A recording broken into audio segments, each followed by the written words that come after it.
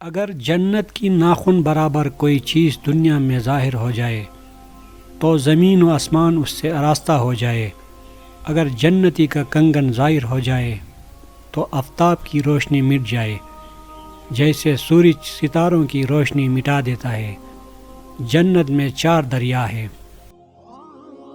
ایک پانی کا، دوسرا دودھ کا، تیسرا شہد کا اور چوتھا شراب کا۔ پھر ان سے نہریں نکل کر ایک ایک مکان میں جا رہی ہے۔ ان نہروں کا ایک کنارہ موتی کا، دوسرا کنارہ یاقوت کا اور زمین خالص مشک کی ہے۔ وہاں کی شراب دنیا کی سی نہیں جس میں بدبو کڑواہٹ ہو اور ہوش بہکا دے، بلکہ وہ پاک شراب ہے اور ان سب باتوں سے پاک و منزہ ہے۔ جنت میں ہر قسم کے لذیذ سے لذیذ کھانے ملیں گے، جو چاہیں گے فوراً ان کے سامنے حاضر ہو جائے گا۔ جنت میں ہر قسم کی آرائش میسر ہوگی۔ ہر شخص کے سرحانے کم از کم 10,000 خادم کھڑے ہوں گے، اور ان کے ایک ہاتھ میں سونے اور دوسرے ہاتھ میں چاندی کے پیالے ہوں گے، جن میں نئے نئے رنگ کی نعمت ہوگی۔ ان کی جوانی فنا نہ ہوگی۔ جنت میں نیند نہیں ہے۔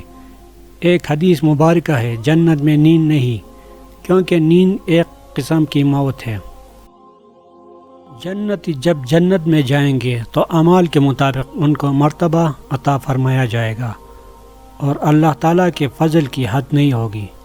انہیں دنیا کے 1 ہفتے کی مدت کے بعد پروردگار عالم کی زیارت عطا فرمائی جائے گی، عرش الہی ظاہر ہوگا، اور جنت کے باغوں میں سے ایک باغ میں اللہ رب العزت تجلی فرمائے گا۔